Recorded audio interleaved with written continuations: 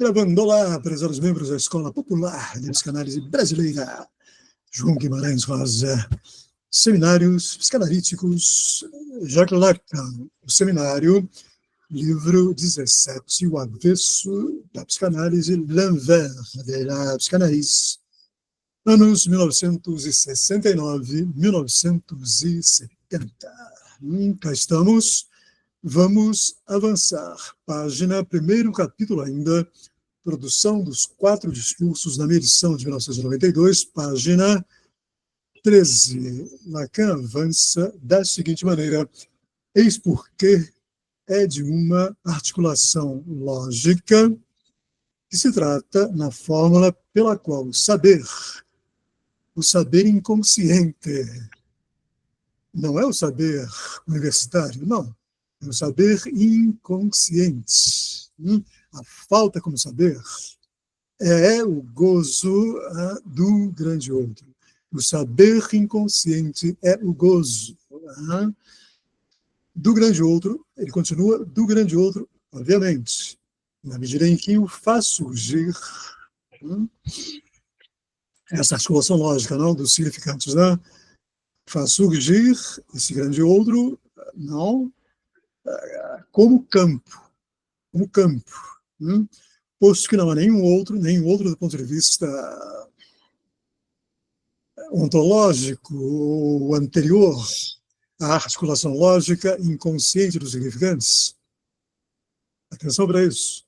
Então, não, o faz surgir como campo grande outro, né, a intervenção estrutural, não cronológica, a intervenção anistórica, não histórica, do significante. Boa noite, Júlio Braga, bem-vindo. Seminário 17, minha edição, página 13. Está clara essa colocação do Lacan? Não está? Se não está, indaguem, questionem, problematizem. Olá, Waxman, bem-vindo. Página 13, Waxman, produção dos 4 discursos. Estamos concluindo o item 1, não é? Não, concluindo o item 1. Eis porque é de uma articulação lógica que se trata na fórmula pela qual o saber produz o outro. Esse saber inconsciente, atenção, não é? Nada mais é do que o discurso inconsciente. Quando é que vocês vão começar a articular as coisas, a pensar estruturalmente, logicamente? Saber inconsciente, falta como saber. Isso é discurso analítico. Qual é a estruturação do discurso analítico? Na posição agente ou semblant, objeto A. A falta como objeto. Na posição outro, grande outro, o sujeito. Produção, ou mais gozar, S1. A verdade disso tudo, nada mais é do que S2, enquanto o saber inconsciente. O saber inconsciente, portanto, S2, ele está posicionado. Aprendam a pensar logicamente como Lacan faz. O saber inconsciente. E saber inconsciente é falta como saber S2. Significante binário, né? Posicionado no discurso analítico. A posição verdade.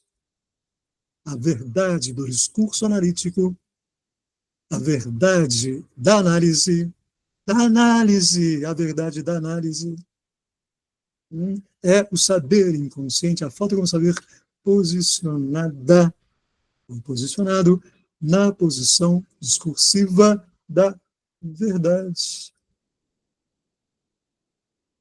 Tudo isso é o gozo do grande outro. Agora, entenda, esse saber inconsciente, S2, ele é esse gozo do grande outro, porque está posicionado no discurso analítico, enquanto verdade. Ele continua do outro, do grande outro, obviamente, na medida em que o faz surgir como campo. a intervenção do significante.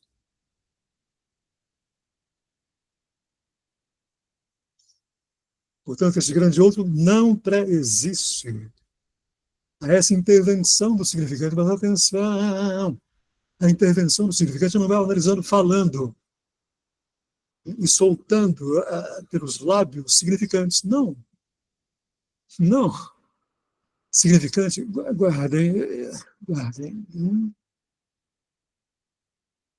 Só há significante em análise, atenção, né?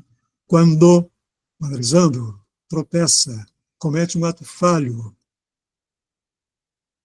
sintomatiza algo, isso é significante. Não é o que ele diz.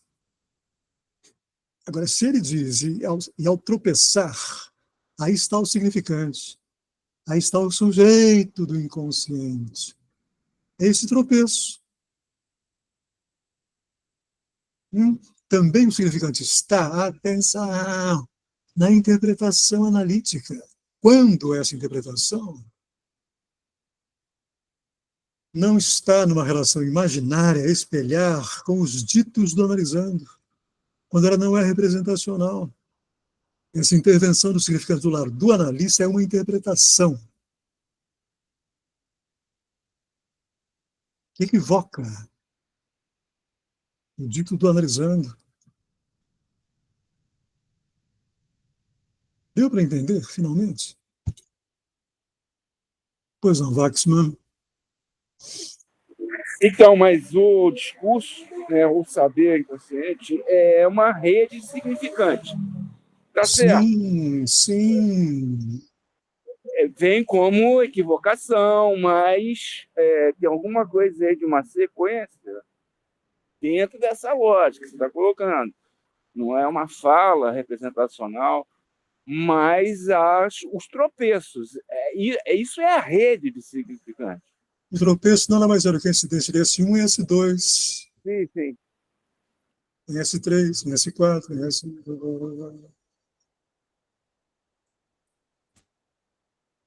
O problema é que vocês estão capturados, mergulhados, dos pés à cabeça, no registro do imaginário. Vocês ouvem apenas o dito, as representações do analisando, as imagens trazidas por ele, né? Os sentidos, os significados trazidos por ele, a história contada por ele, etc. E vocês respondem desde esse lugar imaginário também.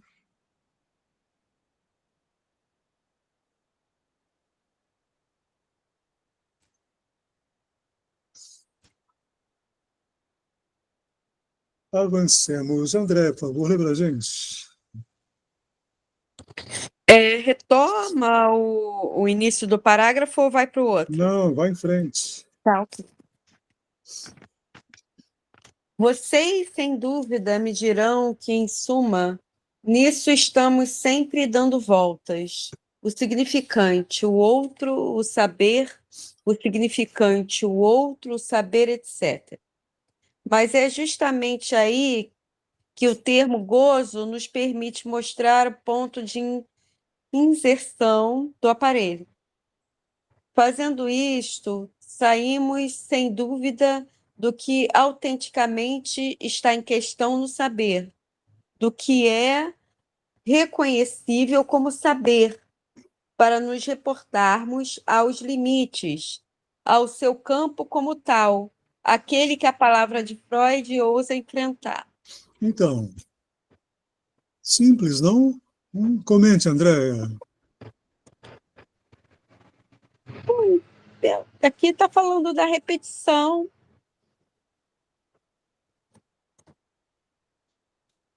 Que a gente fica meio que preso a essa engrenagem do significante, o outro, o saber, uma engrenagem. Mas ele está criticando isso, né? Sim, que aí está. Porque, na verdade, está falando desse gozo.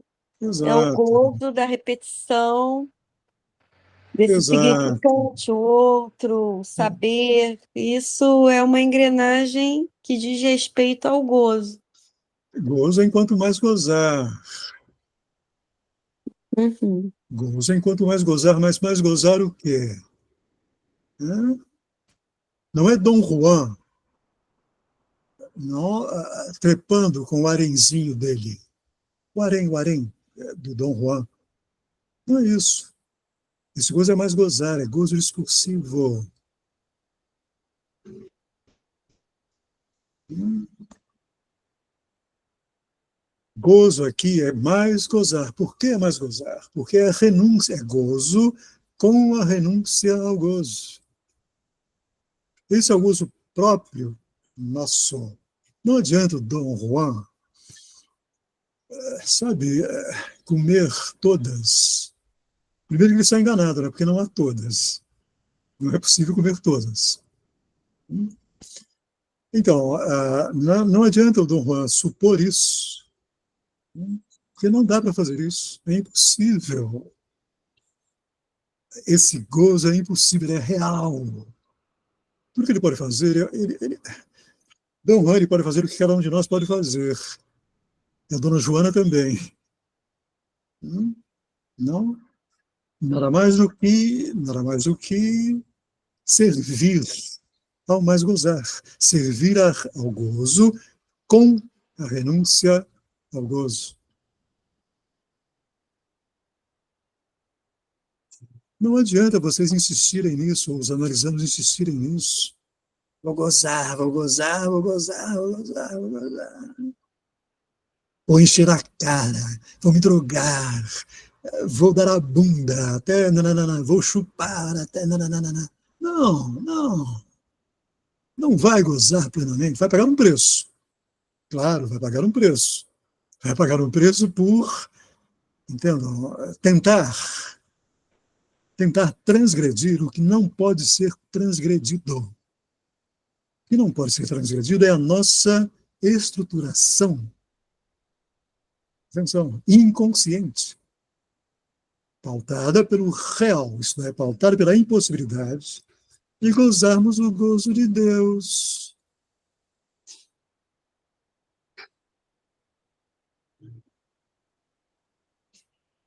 Não, não dá, não dá. Forçar isso, paga-se o preço. Não? O corpo paga o preço. Não? Paga o preço dessa loucura de testar, avançar, não nesse testar o limite da estrutura. Paga o preço, paga o preço. Lacan nos adverte no seminário 7, o caminho do gozo, desse gozo, entendam, né? Desse mais gozar, no caminho contrário a ele, de não renunciar ao gozo, é o caminho da morte. É o caminho da morte.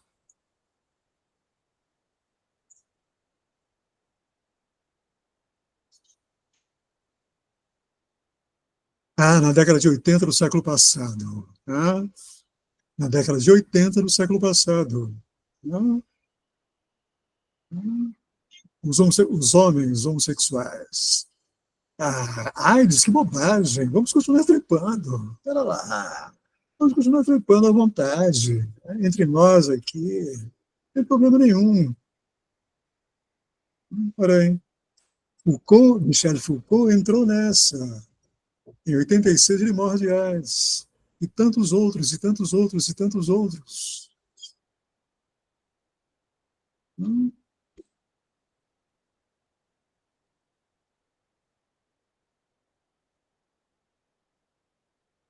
Pois não, Waxman. Mas assim, é o preço a se pagar.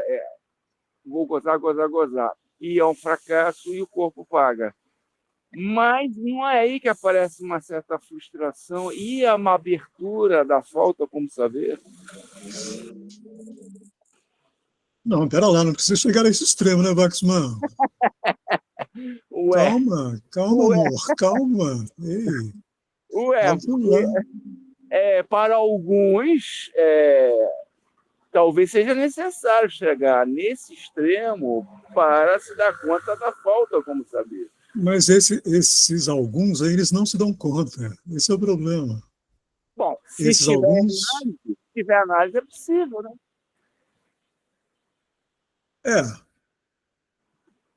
Não questão de análise, não, mas quem está em análise vai se dar conta disso. Uhum. Analisando... Atenção, Vargas, nem sempre é análise, hein?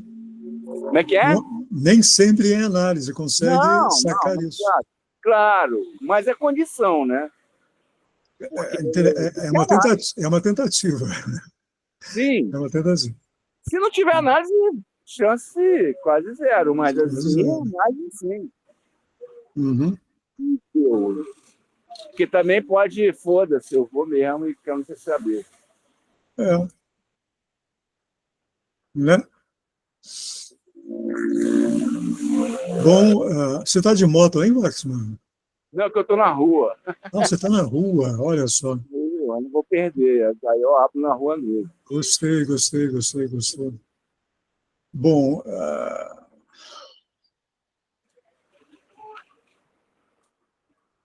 você abre na rua mesmo? Waxman, se você abre na rua mesmo, toma cuidado, hein? Sobre isso que estamos fazendo aqui. Toma cuidado. Mas são vários olhos ao mesmo tempo. Bem, então, avancemos. Então, não, mas é justamente aí, voltando ao texto, mas é justamente aí é que o termo gozo, mas gozar, gozo com a renúncia ao gozo, nos permite mostrar o ponto de inserção do aparelho discursivo, do discurso. Esse ponto de inserção, de colocação do discurso, seja qual for, é a produção, é o lugar. Produção é o lugar, mais gozar. É o lugar, gozo com a renúncia ao gozo. Atenção. Então, quer dizer, o aparelho, o discurso, a configuração discursiva, o maquinário discursivo, né? O ponto de localização dele é o que ele produz. O que ele produz? Ele produz um mais gozar, e enquanto discurso inconsciente, o que está colocado nessa posição mais gozar, produção do discurso inconsciente, é a falta como objeto. Peraí. Sacaram por que não dá para gozar o gozo de Deus, afinal de contas? Não dá para gozar o gozo de Deus por isso. Porque no discurso inconsciente, que nos sobredetermina, o que ocupa a posição produção desse discurso é a falta como objeto. Como é que você vai gozar o gozo de Deus? Não com a falta como objeto, situada essa falta como objeto no discurso psicanalítico. Não tem como, queridos, não tem como. Nem o Papa,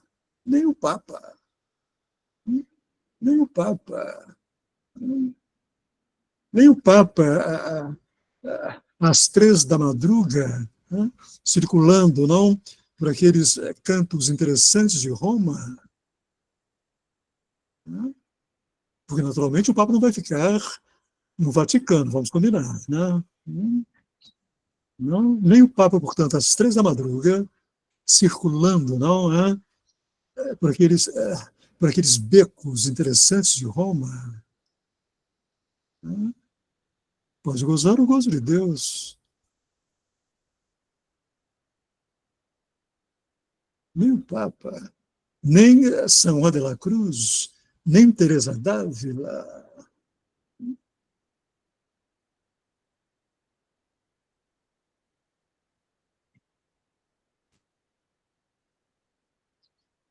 Então, do grande outro, obviamente, continua no texto, na medida em que o faz surgir como campo a intervenção do significante.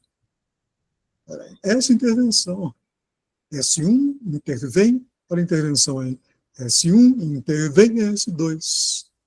o real de linguagem, intervém no simbólico do discurso e faz com que o sujeito, atenção, o sujeito dessa intervenção tropece, engane-se, sonhe, sintomatize, diga besteiras, cometa um lapso, um esquecimento, etc. Somos nós, somos nós. Por isso que Lacan dirá, abram os ouvidos de vocês. Né? O marcador do inconsciente, do saber inconsciente, não é o Édipo. O marcador do inconsciente, do saber inconsciente, é Charlie, personagem Carlitos, do Charlie Chaplin.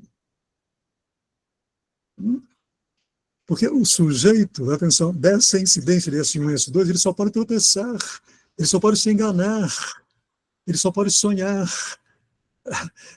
ele só pode cometer um lapso, ele só pode esquecer, ele só pode sintomatizar, ele só pode...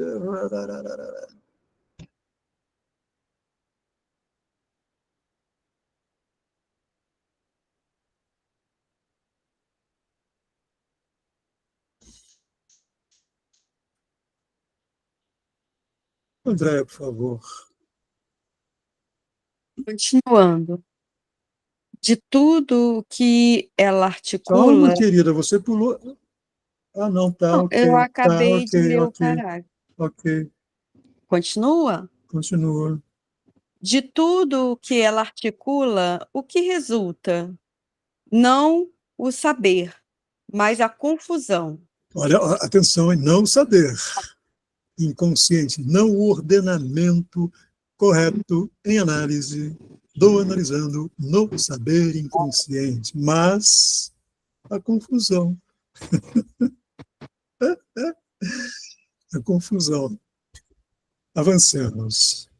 Pois bem, da própria confusão temos que extrair uma reflexão, pois trata-se dos limites e de sair do sistema. Trata-se dos limites lógicos, né, e de sair do sistema. Atenção, esse sair do sistema não é sair da estrutura, porque não há como sair da estrutura. Sair do sistema ou da estrutura, tá, inconsciente, tá, é tentar, pelo trabalho analítico, conquistar, né, uma posição, atenção, diferenciada. Atenção, uma posição diferenciada dessa confusão no nosso dia a dia. Atenção, uma posição diferenciada. Sair do sistema significa isso, não é cair fora dele. Não. Não, é conquistar uma posição diferenciada, uma posição leitora. Atenção. Capaz de, portanto, ordenar corretamente, o analisando no sistema ou na estrutura.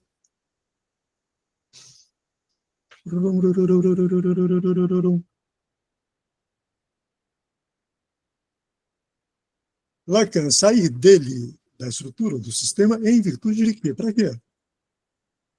De uma sede de sentido. Porém, como se o sistema ou a estrutura necessitasse de sentido. Olha só. Lacan, portanto, agora ele coloca o imaginário, hein? Atenção.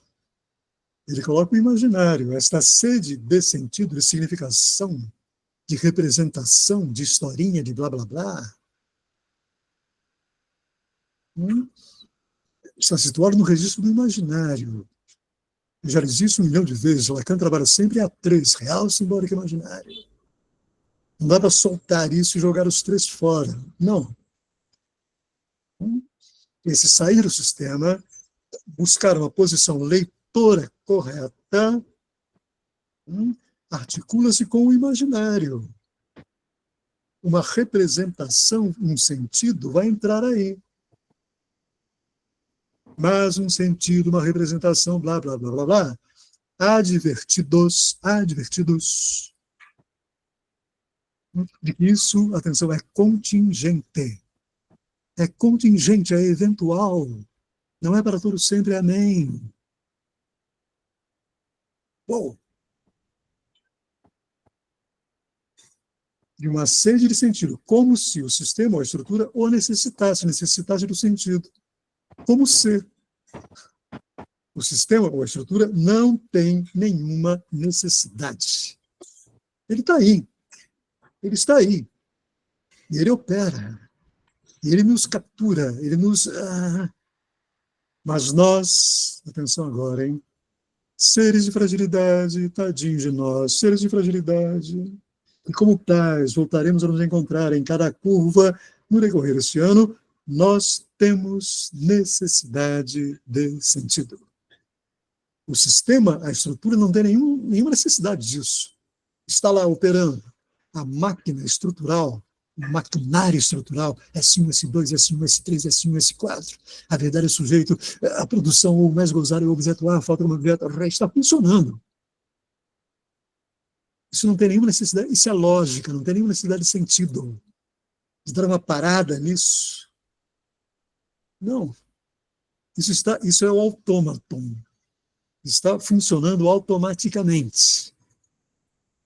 Nós, seres de fragilidade, Gugu Dada Neném, que como tais, nós temos necessidade de sentido. Pois bem, eis aqui um sentido.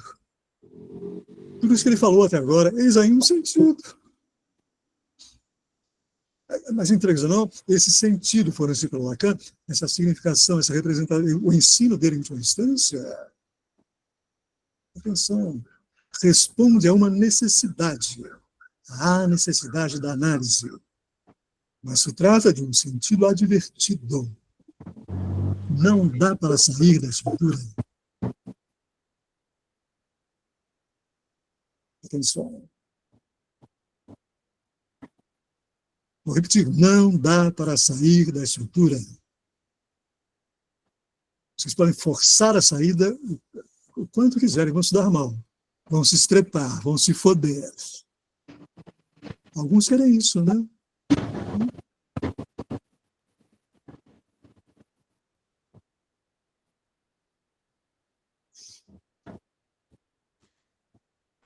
Avancemos, Andréia, mais um pouco. Então, continuando, passa o parágrafo, porque você acabou de ler, ou retoma? Avancemos. Então, vamos lá. Talvez não seja o verdadeiro, mas também iremos certamente ver que há muitos desses talvez não seja o verdadeiro, cuja insistência nos sugere propriamente a dimensão da verdade. Talvez não seja o verdadeiro. Olha que magnífico, ele grifa, né? Magnífico, não? Não? Não sugere propriamente a dimensão da verdade não toda. A verdade não toda é a verdade não tola. Porque se sabe não toda. Se sabe efeito. Essa verdade não toda, não? Novamente, da incidência de S1 e S2.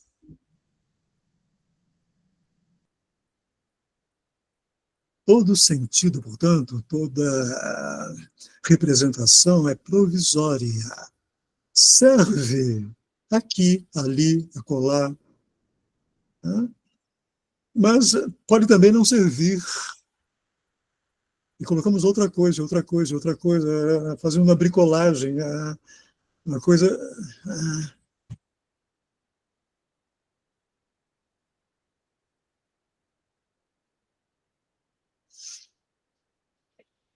O problema é que vocês querem o bem do analisando de vocês. Vocês são religiosos, querem o bem do analisando. Já disse aqui, o analista não tem que querer nem o bem nem o mal, tem que fazer a coisa andar, a coisa trabalhar.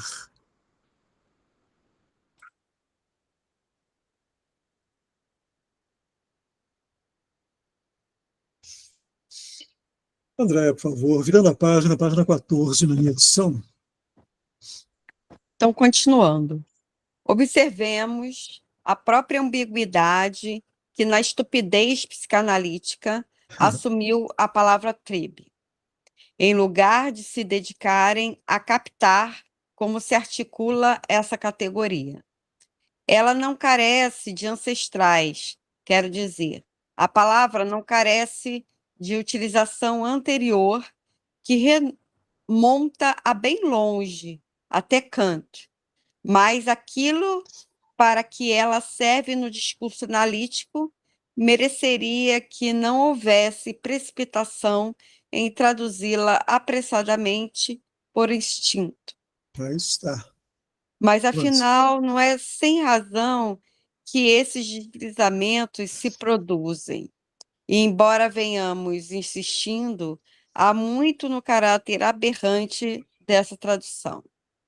Temos mesmo assim o direito de tirar algum proveito dela, não certamente para consagrar, sobretudo a este propósito, a noção de instinto, mas para lembrar o que do discurso de Freud a torna habitável, para tratar simplesmente de fazer com que esse discurso seja habitado de outra maneira. Olha que lindo, hein? Não fazer com que o discurso de Freud, a escrita freudiana, seja habitado, o discurso, ou habitada, a escrita, de outra maneira.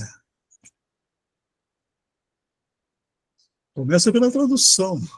Começa pela tradução dos termos em alemão utilizados pelo Freud. Atenção para isso, hein? Vai cair muito atento à tradução. Traduzir Trieb por instinto é um erro. Mas atenção, mas é um erro que tem consequências. Isso irá, atenção, quer dizer, traduzir Trieb por instinto é um erro que tem consequências. Que consequências? Biologizar a descoberta do inconsciente. Biologizar a descoberta do inconsciente. Não se traduz Trieb por instinto. Instinto é uma categoria biológica, não analítica. Pois não, Waxman? Eu não entendi bem quando ele falou, quando você citou agora, essa retomada da palavra atrás de uma outra palavra, e ele coloca Kant como, sei lá, como expressão disso. O que ele quer dizer quando ele coloca Kant? Tomar palavra pela palavra? Não, a palavra Trieb está em Kant já. Freud não criou essa palavra. Do nada. Né? Ela tem uma história no discurso filosófico. Ele está lembrando isso, quer dizer, veja, a palavra Trieb, quando Kant diz, não, ela remonta até Kant, até bem longe, né, até Kant. Ele já está retirando o termo Trieb da tradução de instinto. Ele está posicionando o termo em outro discurso, no discurso filosófico, e não no discurso biológico, que permite traduzir o termo Trieb por instinto. Não, é até Kant. Há um discurso em que antecede Freud, e que esse termo já está presente nesse discurso filosófico, no caso. Ele cita Kant. O que Lacan faz isso? Exatamente para retirar a captura do termo pela biologia. É a maldita tradução inglesa do Freud, a primeira tradução não, inglesa do Freud, da qual a primeira tradução da Imago, que foi feita aqui no Brasil, que traduziu Trieb por instinct, em inglês, e ficou, e pegou. Que traduziu Iberich, em alemão, por superego. Pegou. Como ninguém pensa nada, como ninguém reflete nada, a coisa vai passando assim, sem nenhuma reflexão, sem nenhum questionamento. Lacan diz, alto lá, pera lá, não é possível traduzir Trieb por instinto, por isso, por aquilo outro. Esse termo ele tem uma história, ele tem uma tradição filosófica, não biológica. Pegaram?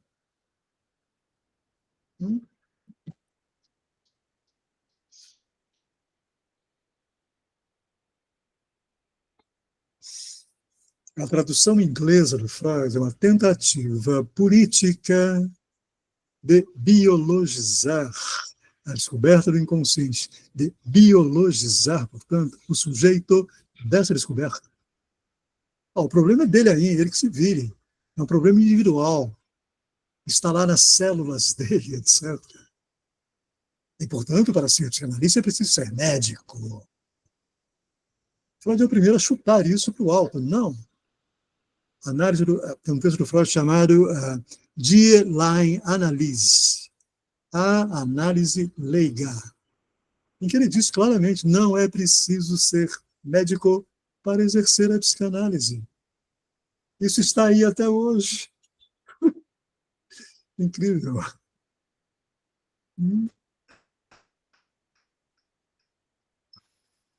Pois não, Waxman. Ou seja, por vezes, Freud usa o termo hereditário, né? Ao longo da ordem, em alguns momentos, ele usa que há aspectos hereditários. Quando ele diz isso, ele está falando no sentido biológico ou ele está falando hereditário no sentido de que alguma coisa do psíquico passa adiante numa linha familiar? Ele está dizendo as duas coisas. Uhum.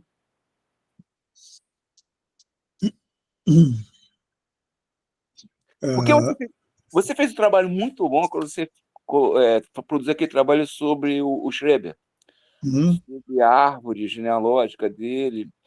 Aquilo eu entendi como um aspecto hereditário, nesse sentido, né? Freud usa esses dois aspectos, ele ainda se calca na coisa genética hereditária? Também. Também é uma, interrogação, há uma dimensão biológica, né, nessa transmissão, mas ela não se resume a isso. Há também não, quer dizer, acoplado a esses caracteres biológicos, genéticos, etc., caráter, há toda uma dimensão discursiva também. Freud é atento a isso. Só que ele não extrai as consequências disso. O que Lacan faz. E Freud, quer dizer, novamente, Freud ele abre as pernas, literalmente, para a escola inglesa de psicanálise, estava começando na época. Ele permite que a tradução, Freud permite que a tradução de Trieb para o inglês seja instinto. Ele permite isso. Para ser aceito, para que a descoberta dele fosse aceita, né, na Inglaterra, em outros países de língua inglesa, etc. Ele vai abrindo as pernas, ele vai cedendo. Chegou lá e diz, pera lá, não é assim. Temos que questionar isso daí. Por quê? Para quê? Não é para ganhar créditos na universidade, não é para ser, sei lá, um doutor em psicanálise ou sei lá o quê, não. É uma questão ética da análise, isso interessa ao analisando.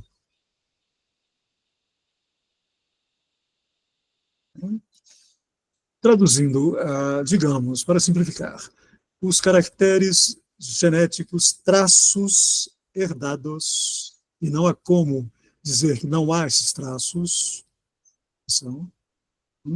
eles só se tornam como tais, e ao se tornarem como tais, ganham uma outra dimensão quando são falados, quando são simbolizados.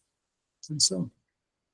Atenção. Eles não estão operando por si mesmos, marcando o sujeito a ferro e fogo, tal como o papai dele era, como a mamãe dela era, etc. Não. A estrutura comparece, simboliza isso.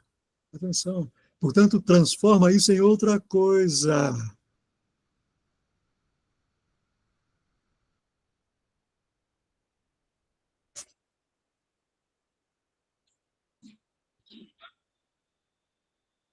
Bernard Shaw, aquele grande teatrólogo, escritor inglês, George Bernard Shaw, pai dele, Ele faleceu com 90 e tantos anos de idade, uma obra imensa, escrita. Né? O pai dele era um miserável, do ponto de vista moral, do ponto de vista, enfim, das responsabilidades dele para com a família, etc. Traduzindo, o pai dele era um alcoolista pesado. Morreu disso. Certa vez perguntaram para o George Bernard Shaw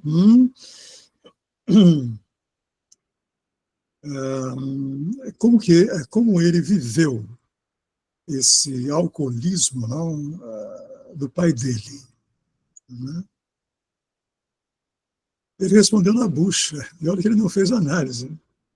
Falando disso, então, a pergunta era capciosa, não? Quer dizer, como a questão no fundo da pergunta era a seguinte: como que você não se tornou um alcoolista como seu pai?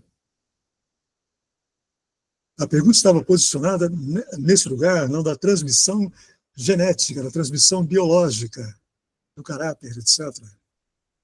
Ele falou: não, cara, eu nunca coloquei uma gota de álcool na boca. Ao invés de colocar uma gota de álcool na boca, porque eu tive o exemplo do meu pai, eu coloquei palavras em minha boca. Eu simbolizei isso.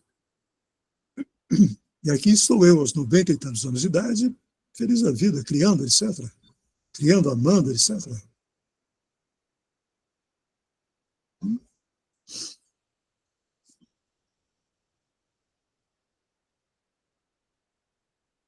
Isso é fundamental.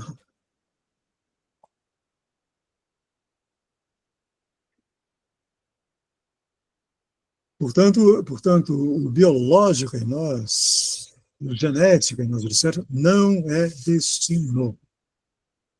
Não é destino, não é condenação. É preciso um trabalho sobre isso. Um trabalho de palavra, simbólico, etc. A análise é isso.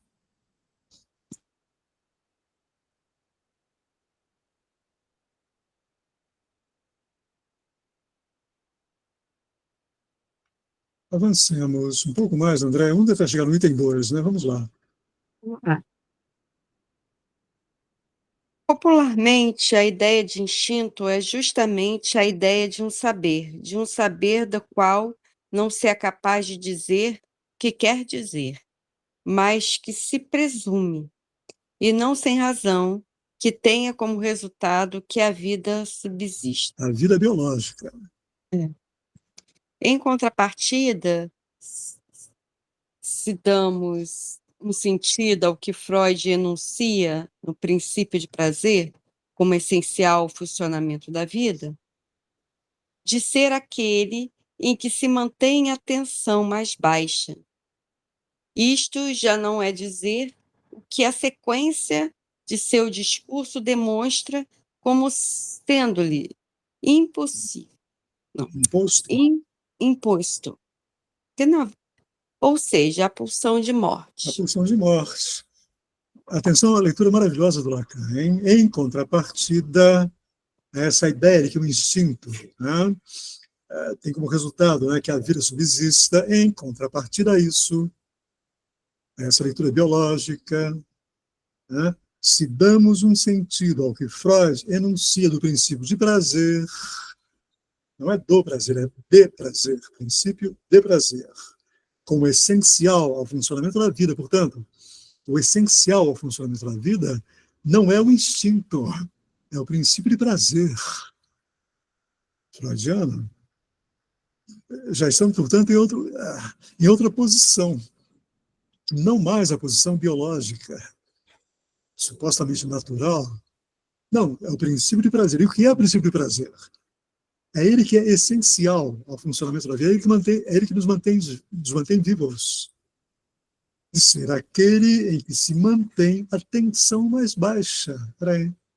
Quanto menos tensão, segundo Freud, e pelo menos quanto ao princípio de prazer, quanto menos tensão, mais vida. Isso já não é dizer que o que a sequência de seu discurso do Freud demonstra como sendo imposto, ou seja, não instinto, não a morte instintual, mas a pulsão de morte. O Trieb, Todestrieb, no alemão do Freud, a pulsão de morte. Atenção.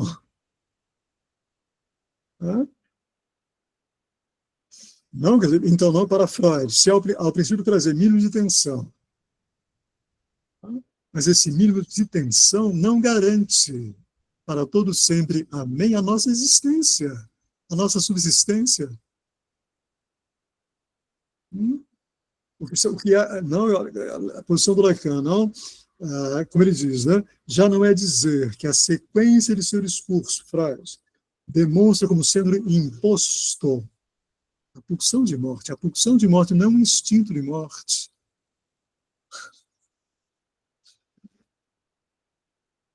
O princípio do prazer, ele é tensionado a cada instante, a estrutura entrando pela repetição, pelo gozo com a repetição, pelo mais gozar com a repetição,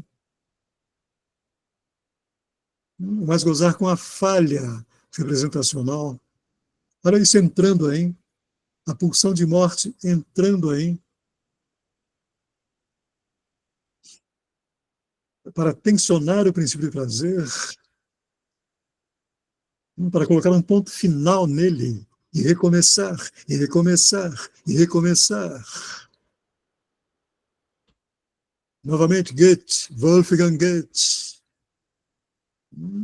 Nada mais insuportável do que uma sequência interminável de dias belos. Olha aí. O princípio de prazer, ele é insuportável. Nada mais insuportável do que uma sequência interminável de dias belos. É uma citação, aliás, que o Freud faz do Goethe. Ou seja, a pulsão de morte.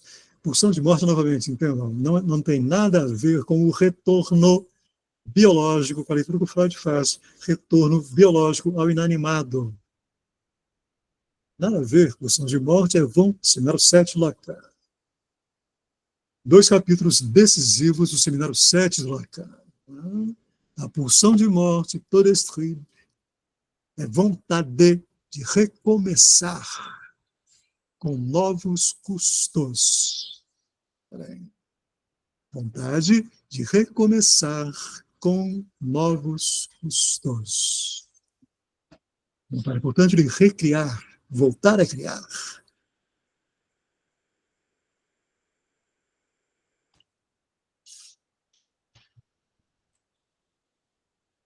Portanto, como eu escrevi, enviei para vocês, a rigor não há pulsão de morte, tal como Freud a entendia.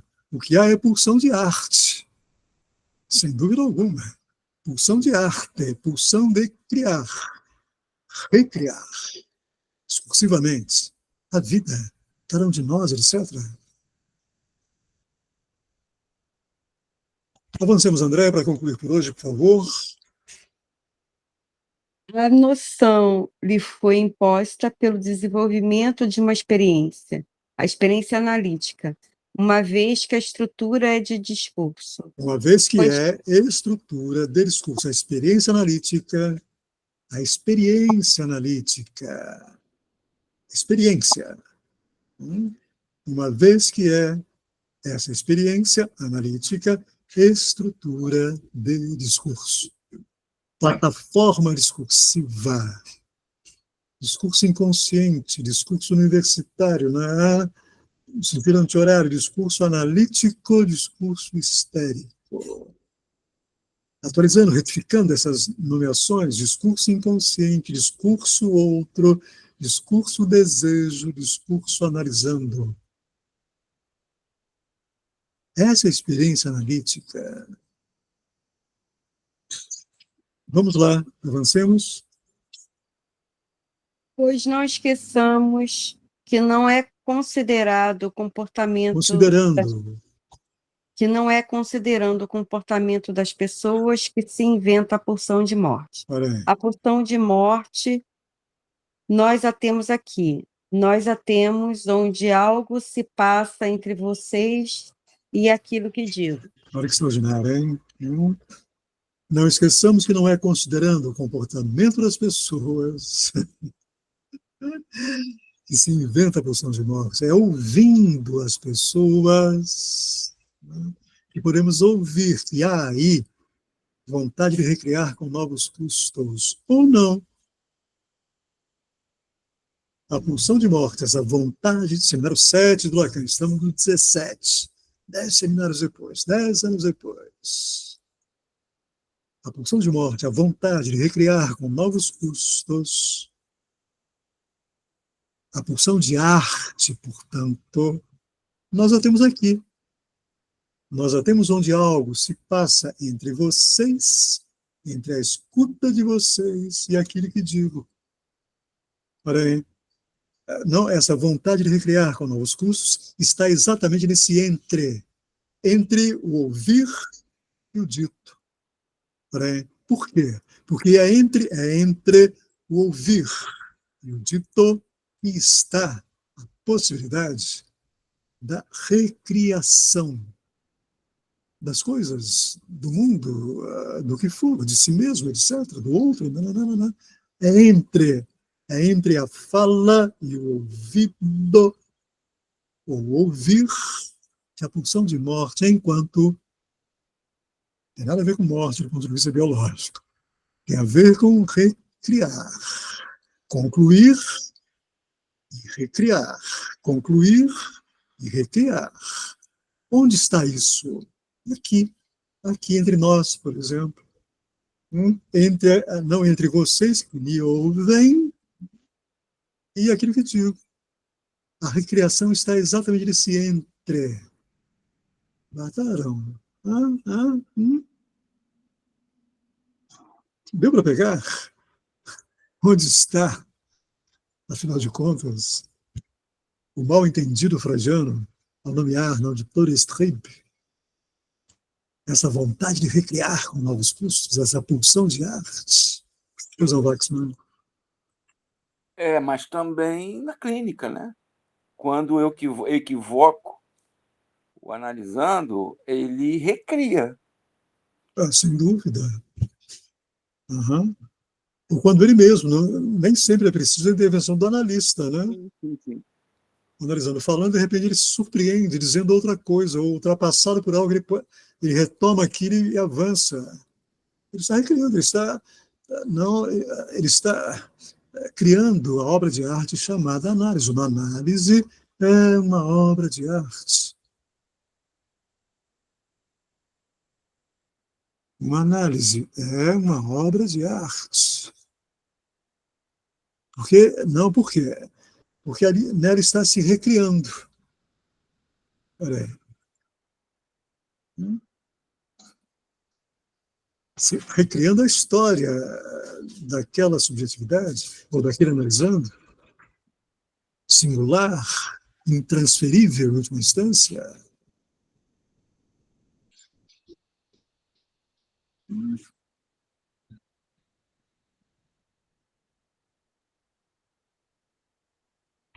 Bem, então, retomaremos do item 2 na próxima vez, página 14. Quarta-feira que vem, amanhã é o meu seminário, hein? Não faltem. Estamos trabalhando o texto significante e sua função. Quer dizer alguma coisa, Waxman, ainda? Não. Eu que deixei levantar. Ok. Retomaremos então. Muito obrigado a todos. Obrigado, André, por ter lido, comentado também. Até amanhã. Tchau, tchau.